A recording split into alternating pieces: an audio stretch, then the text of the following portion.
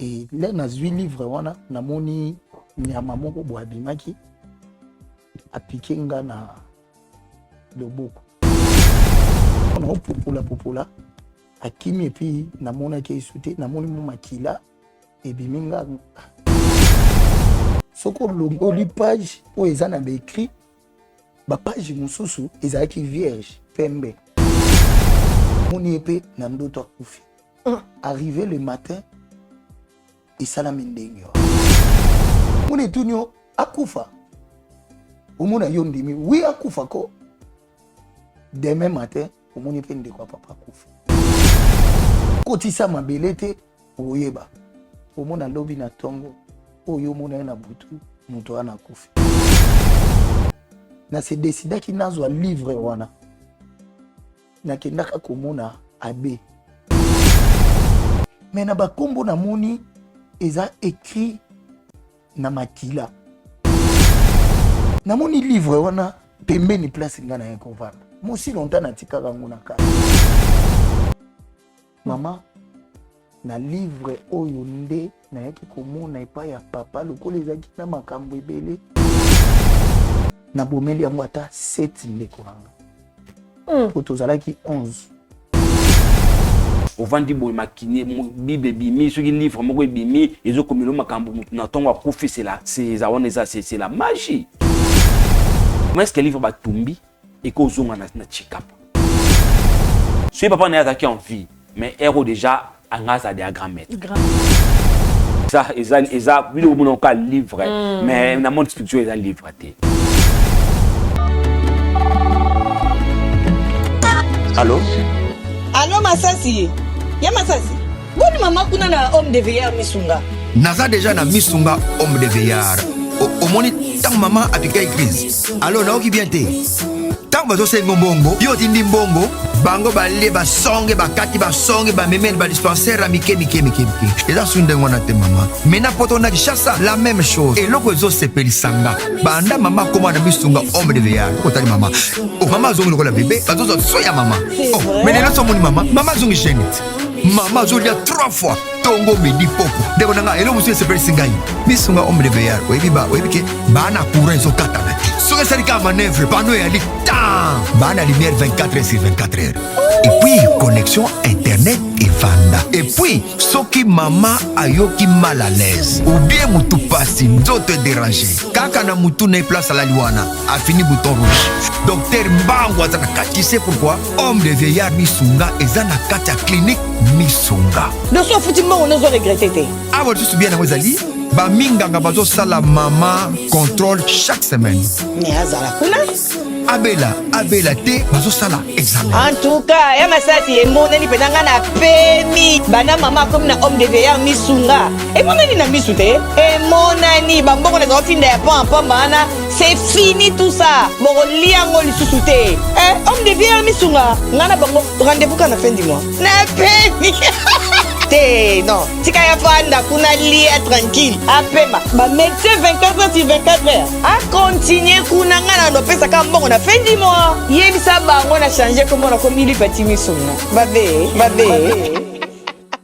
Oh mon Dieu, ma femme me dit il n'y a plus rien comme provision à la maison. Que dois-je faire avec ces grands embouteillages? Partout, il y a des eaux de marin. Bon sang. Petit frère, tu es là? Tu connais mon souci, non? Oui, mon grand frère. On ne connaissait pas.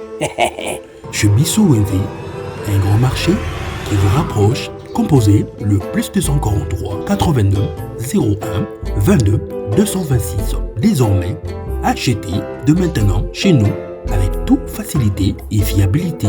Commandez et vous serez servi dans les minutes qui suivent. C'est rapide.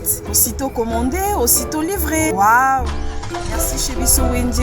2 articles comme sac de farine, sac de manioc, sac de maïs, sac de riz, sac de semoule, carton de poulet, carton de poissons salés et tous les aliments de votre choix. Cela ne suffit pas. Nous mettons à votre disposition même le matériau des constructions comme sable, sac de ciment, barre de fer, tuyaux, béton, bois et tout consort. Chez Bissou Wendy, un grand marché proche des chez. Shalom, shalom, peuple de Dieu, qui Dieu vous bénisse vraiment abondamment. Vous êtes tellement nombreux à me suivre sur votre écran. Que Dieu vous bénisse vraiment abondamment. Nzambalola apambola bino. Bisika bizwa mibino na itandona bino eke pour la émission à bino derrière le masque. Derrière le masque, cette émission où ça peut édifier biso et permettre biso toye ba monde ya molulu pe la méchanceté où ezali dans kati ya mokili ne ko permettre oye ba bisikani okoko tsa lokolo bisikani okoko mona bisikani okoko landa pe Yesu Christ Masia comme Seigneur et Sauveur. Merci beaucoup à Papa Eli Sinandoku, merci à Papa Monsoneska Mami Monsolo, merci à tout le monde au Bozota un peu partout dans le monde, merci à nombreux soutiens Bravo Jésus et merci aussi à ma partenaire en union surtout Bazar au cœur chaque fin du mois vous êtes là pour nos enfants, pour l'orphelinat Bravo Jésus, que Dieu vous bénisse vraiment abondamment. Sur vos écrans, la TNT, chez Bisso Télévision déjà disponible. Consommez et vous là vraiment béni. Il y a beaucoup de programmes. Ma programme il y a Malamu, ma programme il y a Kitoko, to manqué comme il m'appelle dehors le monstre ainsi que Bravo Jésus et puis bah émission sous d'actualité sur chez Bisso TNT. Que Dieu vous bénisse vraiment abondamment. Zamba Pambola. Papa Chiki Moukadi ainsi que maman Lydie Moukadi, mère double, que Dieu bénisse tout le monde. Je dis bonjour au pasteur Gilles. Bonjour maman Wichi. Comment vous allez? Par la grâce de Dieu, Dieu nous fasse grâce. Bonjour Moussala Tata. Moussala Nzambe zali très bien. Ndenge tolobaka yango moni na bomoto boye nzoto kozala pe ningani mais soki Moussala Nzambe bingi ozana choix parce que vous êtes un bon soldat, il faut tellement ensemble. En tout cas, il bien. D'accord, merci beaucoup. Mon frère, bonjour. Bonjour. Comment? Oui, ça va. Ça va. Ça va ou ça? Bon, ça va quand même. Ça va quand même. Et ça va quand même parce que tu as envie, non? Okay, merci beaucoup. Pasteur Kambab sur la prière. Merci beaucoup. Prions. Nous allons la topession. Merci. Mon centre Israël, merci pour le moment où nous sommes ensemble, éternel Dieu. Nous sommes reconnaissants, éternel Dieu, où nous sali, pena où nous kosala. Yango éternel Dieu, tolingi tomi memate, tolingi moli mono santunde kambabiso. Na nyos auto koloba epeso lokumu. Tika ete éternel Dieu de grâce, yo orienté biso lolenge oyo ekokendele parce que na kati ba moto ba incapacité na ba insuffisance existaka. Yango to be lieu mo centre Israël, mais ma biso lolenge sengeli par le nom de Jésus-Christ. Amen. Amen. Oui mon frère, tozo yokayo. Bon, merci d'abord maman. Na ndenge vous accepter quand même na koleka. Il se fait pas nabido pour relater makambo yo. Je crois eza koko melanga.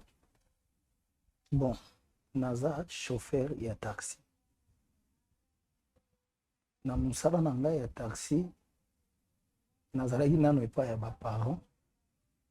Il s'est fait lokola moto nyonso soki akoli mwana mobali et akende koluka peut-être vie na ye tellement tozalaki na province na Tikapa. Ok. Na préféraki naya kosala vie na ngai na Kinshasa. Il s'est fait lorsque naye Kinshasa na disungi ya baninga nde nayaki koyekola pe mutuka nde nakoma kosala musala ya transport. Nasalaka musala na ngai ya transport très bien. Nazwaki mwa petite studio moko na Kinshasa pour ekoka kosunga ngai. Il s'est fait na transport nde nasalaka nayaki ko mema client moko na mutuka parce que eza ba dijar ya ba ketch. Ok. Maintenant na sima tovandisaka 3 personnes et liboso moto moko. Il s'est fait na arrêt ezalaki na 18e rue. Namoni papa moko atelemisi ngai. Transport zwanga course omema ngai na aéroport. Azalaki na mwa ba mallette. Bon, j'avais pensé comme si que ndenga mati bongo nakoki pe ko bombe et bisinga non na ozala nanga ngai moko, ne t'inquiète pas. Dans Aloué Logo Express en voilà. fait. nayebisi ah bon biso na nde tosalaka ti aéroport 1 heure du temps ezalaka $20 ebisi nga ne t'inquiète pas même nasali 3 heures 4 heures na yo donc il va payer le double le triple voilà. Namonaki ke ezwi eza pe cope moko ya bien kwa bino fe bachofa bolinga bon voilà et na bandi komema ye il s'est fait tokutana ye na mwa embouteillage ngabi ah nzela aéroport nalinga yango te nakomi koyimayima mpona kaka baembouteillage obi ne t'inquiète pas fils nakopesa yo oyo peut-être ekoleka nango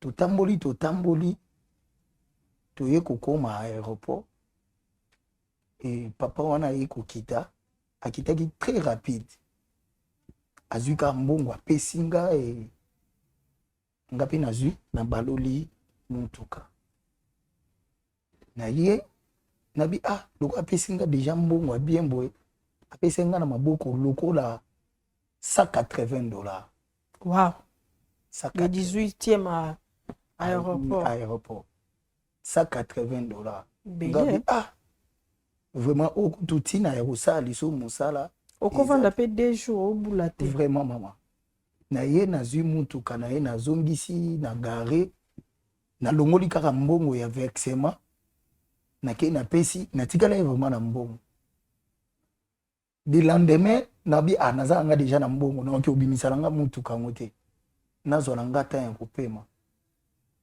napemi namoni kaka lobi nango esprit elamusi nga lisusu kende naye kozwa mutuka bato atuni apwani lobo oyaki te nakosi ye mwa nini e nazwi mutuka nabimisa nabimi nango nakomi juste nakwena mabi ah nameka ata kopupula mwa banini mpo bamabele nde etikala naya kopupula na nsima naye komona maleti ya papa wana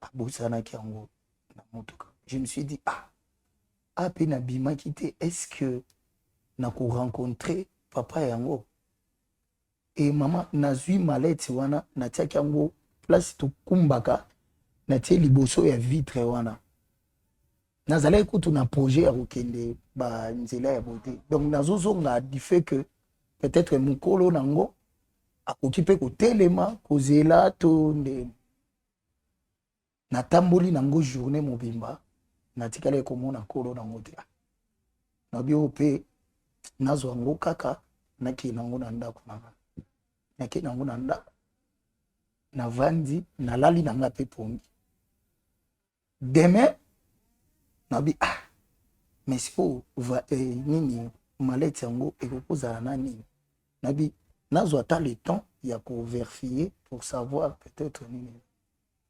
nafungoli namoni mwa bamikanda moko na kati et puis j'ai trouvé des livres lorsque loboko na ngai ye na simba mpona bimisa nasimbaki livre moko et le nazwi livre wana namoni nyama moko bo abimaki apike nga na loboko.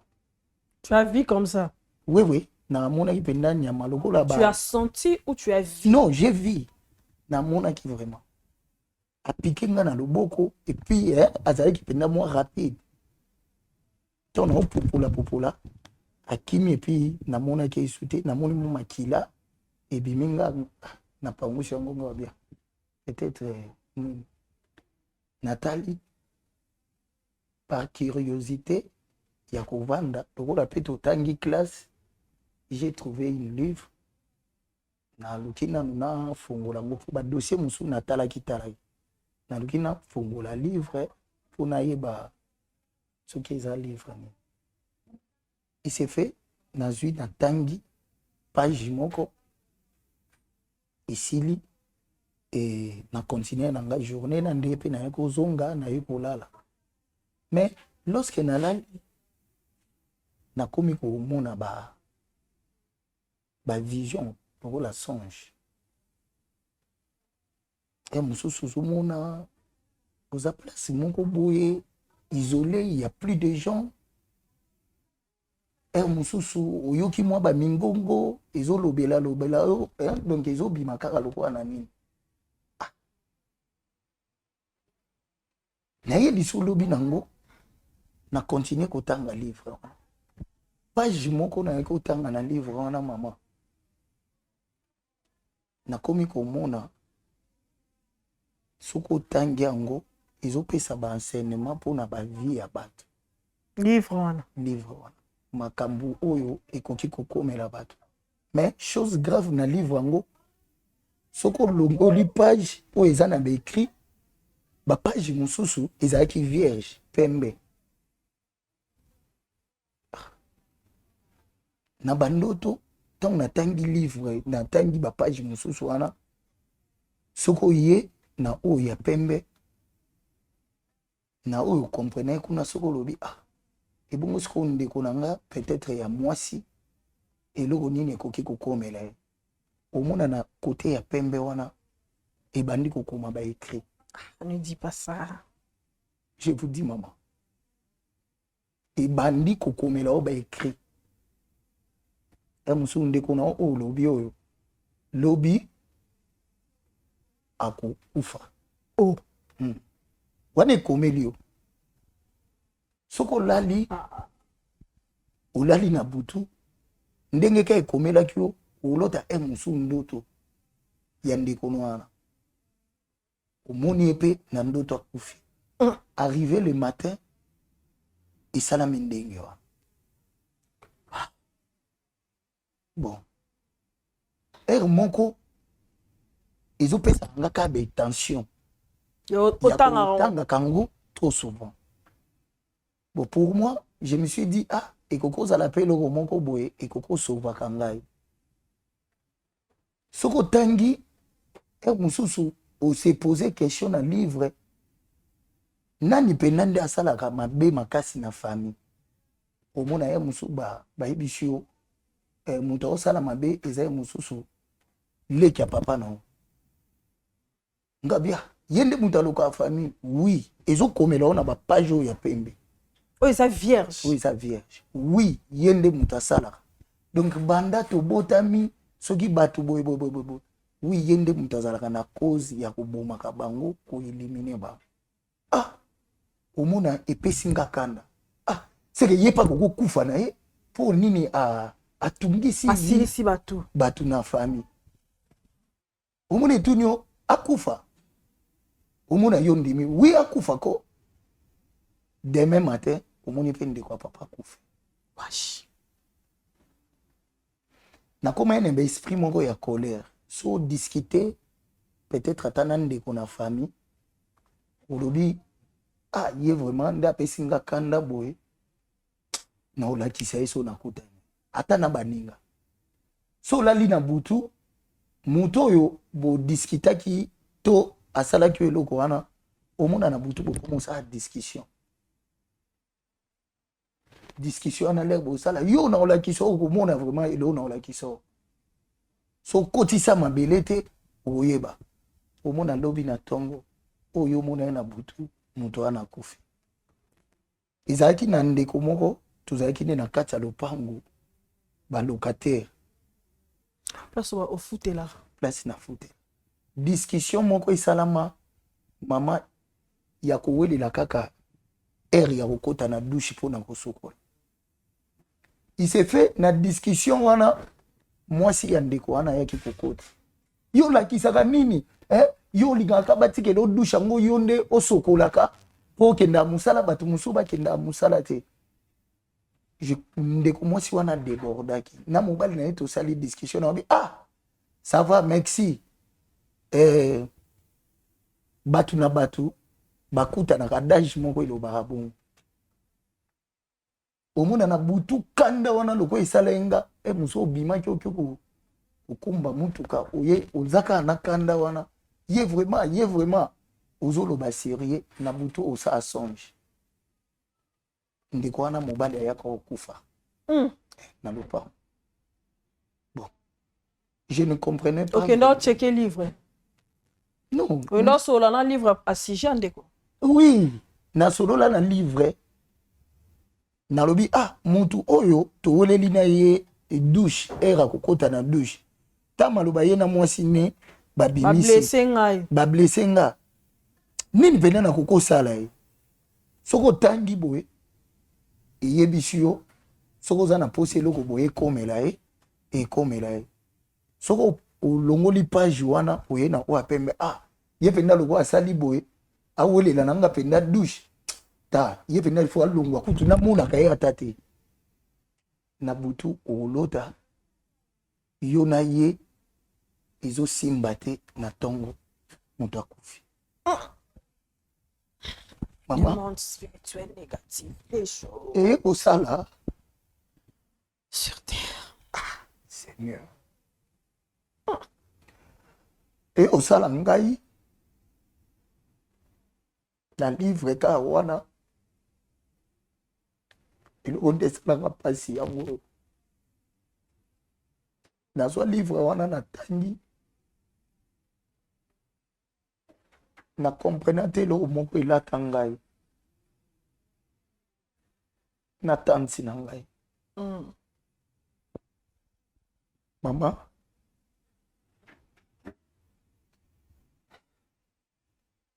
na livre wana esala ngai na lima na tansi na ngai livre wana na comprenate molimo moko ekotela nga nakoma kolula tanti na nga koma loko mwasi na nga esala na butu na lota nga na tanti bolimo isefele esili nango tanti ayaka ko na tongo alamuka azala bien te bamema ye na hôpital bazoyebisa ye baviolo ye pa mwa mobali me tante ayebaka mibali te et puis tante na nga azalaka mansere je vous dis maman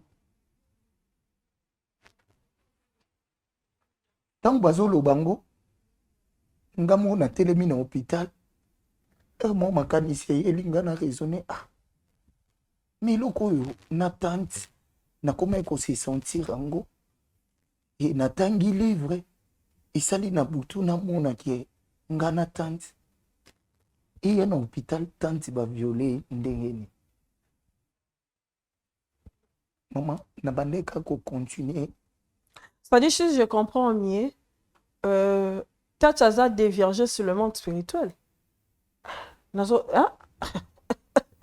Parce que bon, physiquement, bon passer à rapporter. Hein? Non. Na lota kanguka kande na butu. Na mona kitante na lulie mwasi kitoko. Ah, tanti penda za kitoko ndenge bana nyonso koki kolula parana. Nzoka yango ememi nga na sens na butu bobimi na ye. Voilà. Wow. Tellement na kokaki yango te. C'est vrai satanique. Et kosala maman na vandi na moninga na ngai téléphone sonné na moni papa na biso azobenga na yambi téléphone ah il faut ya tika pa naza na makambo lifo na solola nayo gobi papa na ba misalo ndenge eza na Kinshasa na pasi bo si y a un problème loba na ngaka na téléphone po na yeba non ezo senga kaka oya ah na tika gobi ah non papa na ko vraiment te na ndenge nazali donc ya kofuta transport ko ya kuna ko sala po donc na ko te il s'est fait na kataki téléphone na zui téléphone na tiki na komi kosola nanga na ba camarades nanga eleki kaka quelques minutes ba eko benganga natali boye camarades nanga moko na tika pa kuna abengenga na yamba ah mon frère papa na yo aza gravement malade na minute onde toza boye tozo memaye aukota kutu koma ezosenga présence na yo po nga nde moto nazali mwana ya mobali tobotami basi nga moko garso to namoni ekomi na likambo ya bongo nabeti 40 na bajour wana na makambo ebanda ekokomela ngawa naobi non nakoki koke etikapa te na makambo ekomelaki tante na se desidaki nazwa livre wana nakendaka komona abe nakendaka napesi livre wana basalelanga mpe banini ba prière ya ba Saint Michel ba prière ba bwakilanga mpe bamayo ngabia lokwa na libéré livre oyo natikani nanga pepele nakende tikapa mama nazwi transport nakomi na tikapa naye namoni papa na mbetu ya hôpital natuni ye likambo nini obengela nga papa aloba nanga likambo malonga te aloba nanga likambo malonga te yo nga na banda kobenga yo mpo napesa yo natikela yo héritage ya biso ya famille napesa yo code ya makambo oza nango obandaki koboya kolobaka alobi bongo pakata ye te ntango papa kufi tosali bamanevre ya kokunda papa tovandi 2 jours maloba wana ezongeli nga yo na bandaki kobenga yo napesa yo bozwi ya famille napesa kode ya makambo oza nango ngabia par là papa alingaki aloba na ngai nini il s'est fait bayebisi ngai yo nde ifo kota na chambre papa na bino mpo na babiloko na ye eto mama nakoti nazorange babiloko mosusu naye komona livre moko mpe na chambre nafungoli livre wana mama namonika makambo pareil oyo natikaka napesaka livre wana epai là là je vous dis mais na kati ya livre oyo namonaki na chambre papa nakokende namoni liste esalami ya bakombo ya bato nabandi kotanga bakombo ya bandeko na ngai nyonso jusqu'à arriver à mon nom mais na bakombo namoni eza écrit na makila kaka bapage oyo ya pembe wana eza biki rouge te mais makila vraiment ozomona mpendaki oyo ekokozala makila ya moto ekomi kombo ya moto ekomi kombo ya moto je me suis dit Seigneur eloko oyo eza na onini nazwi livre wana ekotisi nga lisusu na bain ya makambo oyo wana nazwi tant lisu nasali na tikapa mama po lokwa tokenda eto ya makambo ya papa maintenant livre wana ekotisi nga ondire eloko moko na kati ntango natangi yango nayebaka ezalaki na discussion moko tosalaki na bagrande sœur vie suivi ya mapangu oyo papa azalaki nango parce que na kati wana mpe natrouvaki mwa babuku ya mapangu na lopangu boye ifo toteka yango boye badeba wana ntango tosali yango nga obi me nga nde mutu naza mwa mobali koma bino bokoko dirige nga ebelela ya biso discussion nayaki na se concentre nazalaki na chambre papa na vandi na mama place naye kovanda namoni livre wana pembeni mais jour nga nazwa yango natikaka yango ondire na armoire ya papa omoni bapapa kala bazaka na babilo na bango mo tek na bango ba moi bango ya kala bon biso obenga yango kabadi ah namoni livre wana pembeni place nga na yako vanda mosi longtemps natika yango na kati il s'est fait le roi to sona na ba sœur nazui na otanga ngobi ah mais comment grande sœur penda osaba babilo kwa bêtise boy ah kando nazui penda ah nakoki po oboma ye kande naloba ibongo mama tolali buto ekoti naloti discussion wana lisu na butu na grande sœur donc mambo bando sana million na livre wana mama ngabi yokokufa omona continue aka epa na ngai il s'est fait tolali na ndenge na loti na lamuka na tongo grande sœur akufi oh là là nazo comprendre te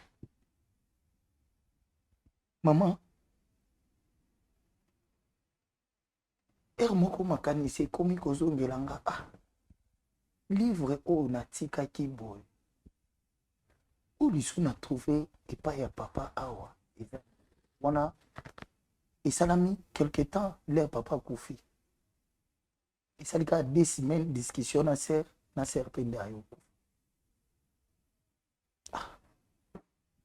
nafungoli lisu livre wana oyo nayoki okuta natika pepa papa bapage oyo ya vide wana na mituni ah mais nazalaki na livre moko boye pareil moto abosanaki yango na mutuka boye napesaka yango mpe na maboko bato mama na page wana vraiment ezokomelanga ah oui ezalaki nga papa na nde moto nayaki bifeki na bandaki kobenga yo obandaki koya te nga nde moto nayaki nakotaki na taxi na yo nabosanaki maleti wana te wow nayaki nde kotikela yo mena soki na bandaki kobenga yo wana baekri wana ezokoma mpe kaka na makila soki na bandaki kobenga yo ezalaki mpona pesa yo code ya koyeba kosali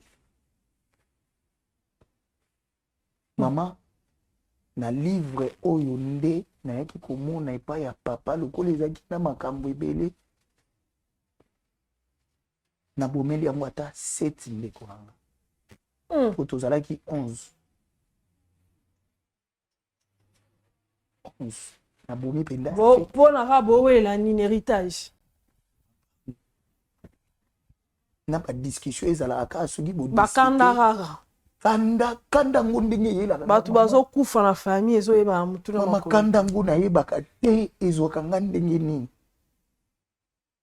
nayebaka te niveau kando nakomaka nango wana omona kaka il faut diriger nga na mabe na livre wana omona olobi kaka te moto lifo eloko boye esalamela ye omoni mpe mba moko esala na baveni bato bakufi eye kosala kaka nde tozalaka na batelefone nde nayaki kosuivre émission na bino na misali effort nabi naye na Kinshasa mpona ye liboso na bino mama soki bokoki kosunga ngai naza na mposa ya makambo liso te na vi na ngai do oza boye olingi oti kotanga livre oza na livre nayaki nango natikaki yango kuna libanda mpo nazobanga nanga kosimba yango mapa okoka iso kosimba ko te kosimba yango nazomona ezosalaka ondire naozala na contact wow sikoyo oza ozwi décision ya koabandonner nyonso wana tu sais que tu as tué beaucoup de gens à travers la colère parce que livre comme là que bon En fait, comme j'ai l'homme de Dieu, je pense que je vais donner la parole à Moussala Zambole, Pasteur Gilles. De côté Tokyo par rapport à l'œuvre, tu as procédé dans mais on va laisser quand même la parole à Moussala Zambé, à me édifier, à exhorter par rapport à Marambo et comme il a pour réconforter encore. Je sais que tu as envie d'abandonner, mais dire seulement comme ça, sans que ta sémence et le banza mais ça va compliquer, d'accord? Et puis ils appellent le commonco. Au pende pousser ngabongo parce que tu bandé ko sala ba réunion. Et surtout les na qui Kinshasa wa. Batinda kingana ya komona un grand monko pe na Kinshasa. Ah. Mais grand ngona eko kuta. Aza ya kufa. Ah. Mais on dirait Azaki peut que ça la pratique voilà. Et je me suis dit non. D'accord. Pasteur G, qu'est-ce que tu en penses? Merci beaucoup, Maman Wichi. Gloire à Dieu de Tolobaka. Maman, on est même bien le bayango moto a eu capacité à confesser ba masounaye. Nzamba na miso atala parce que ndinga za boza am ce qui le bongwane fait na lola parce que moto moko na biso de maki azongi. Mama Wichi okomona na makambuni ya lobi tango mona ki livre ko simba simbi livre sana ni moko epikaki makile bimaki. Oh pona ya mona ki onkaka makile bimaki. Mais ezana makambo oyo peut-être pour diable à travailler na kati ya vie na yo il faut yo pesaye accès. Accès ça veut dire quoi? Diable a comment qu'on s'incarner derrière le péché. Ce qu'on bien y a le quoi nyoka ninga ilaka Jésus-Christ okima parce que le nyoka comme tout monde okima nyoka. Donc diable pour y na vie na yo faut s'incarner derrière le péché nda coach na vie on a facilité. Ya comme on a comme na tamo moto azui sentiment lisumu azui posal de lisumu ko tata boye bisema elengi ya ko tikate. Ndeko na biso pour que diable akota kati na ye pour makamona nyonso ekota ezali na musika te ka tata na ye muto ala yi continue parce que alingaki yende azala héritier na ye yende azala descendant na ye ya makambo nyonso oyo sala ya komonaki akomaki koluka mais ce que pour azwa accès na vie na ye faki makila. Ah, c'est-à-dire que l'eau prenait que ça n'est pas. Oui. Faki makila ba piqué ye makile bimi nde makila on esala ke ya kota na makambo wana omoni nyonso mama Wichi qu'on se le dise au vandi boy makine bible bimi ce qui livre moko bimi ezo komilo makambo na tongo akufi c'est la magie. La magie. Eh ben oui, c'est-à-dire c'était une livre magique. C'est un livre moko magique. OK. Comment est-ce que livre ba tumbi et ko zonga na chikapo? Est-ce que bébé a tombé qui ango? C'est ça aussi les mal c'est ça. Et ngana zo eka na pe. Aussi kaki kaka. Na pe si ya be. Après ça, Kendaki Nango. Maman Wichi, bakwe pa oktumba. Toke plus loin.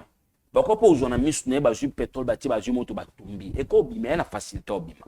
Donc accès andekwe ki parce que maleta moto atiki na kata moto. Ya papa na ye wana, maleta wana. Non, toke ndeka non maleta c'est ça qui na kata moto ka. Azali na ndingisa ofungola ngote parce que ça lui appartient pas. Ezaki a été do apesa ki dia d'accès. Le fait que fongola ki Paki soetiama ya makila na ye batubie loko makile bimi atie saute nyosho komi na facilité. C'est-à-dire il commence à tuer les gens spirituellement. Maman Wichi to permettre to tanga verset moko ta mukie et Romains chapitre 7 na juika ka verset 19. Je lis au nom puissant de notre Seigneur Sauveur Jésus-Christ. Alors car je ne fais pas le bien que je veux. Car dans la capacité de la mabolam ongana lingi. C'est que je sais que je veux et je fais le mal que je ne veux pas. Nasuki nanga. OK. Dans la capacité de la mabolam ongana lingi. Mais non ça la mabe ongana lingi c'est-à-dire quoi? Donc à chaque fois de quoi ça na posa ça malam. Ndenge ka be critique zo lo ba mabe so ya. Ezo kokanga manaye parce que ezana eloko moko ye moko azala ki afongola ki porte. Ce qui a fait qui porte, makamoni ni comme na finalité. mais de fait que a fongola ki eloko oyo yebe mutuna makolo te parce que batike na mutuka eloko ebimi nyama bimi a piqué yo makile bimi tout ça ils a qui déjà a mis fongola qui porte ba yeba koti ba sali ouvre ba sana pina yo moni lo vina eza ndenge za boyo mawuti. C'est-à-dire on peut dire que ndeko na biso ça koti déjà na pacte moko eza spirituel. Évidemment. Parce qu'il vient de dire que non ba tinde pas moto poko boy a pe moto nga yo okuta ya kufi. Évidemment. C'est-à-dire tu ko ba linga ki ba initier vraiment comme on a conscience le le calendrier livre. Évidemment ndenga za boye a déjà initié. Aza initié mais ce ko initiation na ye ezali par rapport il y a livre. Ado ça abouya aussi ça moins inconscient mais il y a des choses pour azo ça là parce que eza makila ou derrière simbi. Et là bato yesa bomi. Donc conscience est parce que la colère vient en lui. Oui. À comment on a le quoi livre comme soubassement na ye il y a détruire. Il y a détruire bato. Donc mahamususu yango moni la maman aussi la sorcellerie est vaste. Les gamsu mutu azo sala pour na yo zo ignorer yango mona ka lokola. Moni a combien d'ailleurs ko zo sentiment. À chaque fois, soit bébé moto, fois on a livre. Soit bébé donc à pétuon de combien ko tailler donc à comment qui na facilité ya ce papa n'est qu'à zaki de akufi. OK. Ce papa n'est zaki en vie, mais héros déjà angaza de grand maître. Grand maître. Pourquoi parce que combien ko zangaye moto ya ko ya sikoyo a initié boy de vie. Parce que papa n'a linga ko s'incarner na ye. Oui. Ah d'accord. Parce que bango pende bazana na monde na bango, ils en a bâti là bango battant. OK. Parce que bâti là bango. Au salaire le mot simbité parce que nous avons besoin de 2 ans ou 3 ans. Après qu'on ait bongoté, fait que c'est carné pas moi na pour atika. OK, mais tout ça de quoi détruire Batou à cause de la colère, c'est-à-dire la colère n'est pas bon pour l'homme. Ben oui maman wechi. Ba bibi bezolo bango clair que kolingate ce qu'on a na colère, ce qu'on a na kanda kolingate butu comme ça pourtant autre c'est dénoncer na kanda na yo parce que ça moko ba porte d'entrée. Diable ça ba porte d'entrée à créer na kacha batu pour nos quota à travers souci diable ko quota. Maintenant quelle est la manière dont vous allez procéder pour un livre? Pour un livre. On bande ça en tout cas non, il y a nini? Oui. D'accord. Ouais, pour un livre, ndeko, to traiter na on a sima ya caméra. Ce n'est pas bon moni mutno salanda biso aza aza il y a des choses où les garçons donnent sur la télévision, maman wichi. Na biso. Et surtout dans votre bazar esprit faible, ba na facilité. Ba na facilité, c'est ça. Donc utiliser monde négatif. C'est ça. Déjà makambo ebele bat bandima ngote est-ce que moni kongola va rappeler ça ba doute. Est-ce que mais to bossa na kati ba famille so bandoki baza pe to na ba problème et l'autre boto ignora yango wana ndeko livre na ye en tout cas et singa biso d'abord parce que ça bilo mono ka livre mais na monde spirituel ça livre té eza mutu mobimba personne eza mutu mobimba personne il faut biso to za non na ye moko il faut to dépouiller ba biloko eza kati na ye comme on dit toujours d'ailleurs derrière quelque chose, il y a toujours un esprit. Un esprit, c'est ça. Derrière ça, net peut Bible beau, et ça déjà. Et un esprit, révélation, révélation, c'est ça. D'accord. Mon frère, merci beaucoup, Pasteur Gilles. Merci beaucoup, mon frère. Je pense que qui l'homme de Dieu, à Mekiko exauté, tu es quand même satisfait. Oui, maman. Ça va un peu, non? Ça va, mais Pasteur. Bon, tu relèves du soyo, boy, de Konangaï. On ne peut pas te condamner, d'accord? On ne peut pas te condamner parce que tu as tué, parce que Obomi Batou, parce que. Non. Le plus important, au Salisa Yamotuya, Koya Koluka, Nzela Nzambe, Ndenge l'homme de Dieu, Otel Kolobake, Osa Am, et Bemoli Sali Nayoza la. Au bas sauver Amnayo. C'est-à-dire que Christ a besoin d'un yo. Parce que tu as coupé Kulusu. Akufaki pona masumu na ngana yo makila ne tandaki pambate de la même manière makilo yaki kosala no part de la même manière photo kota makila yesu na kati na yo pour que ozo vie à solo livre wana eza maramsuto solaro en dehors il y a caméra pour nous dire pour éviter les noms de gens dans l'émission comme ça biso en coulisses quel est le nom de la personne watinda ki oyo okutana ye pas fungolo miso moli parce que comme un niveau même miso fungolo ya molimo ozotamwa na buto ozo na moi bozo mona mato ezo yo koza na facilité ya kosala tout ce que kosa la pe obimi pe na nzoto ke opérer ozongi Et peut-être c'est ça loko batinda que yo sala. En plus on va nous dire toi baneni comment procéder, trokenango to lukape orientation, surtout c'est ça. Prier c'est bien. Mais si on ne trouve pas l'orientation de Dieu, nzamba pesa biso orientation lo babo simba. Yango no mona permettra mutaza de livrer. Mais si tu andiga moto sans orientation, mais Dieu va agir.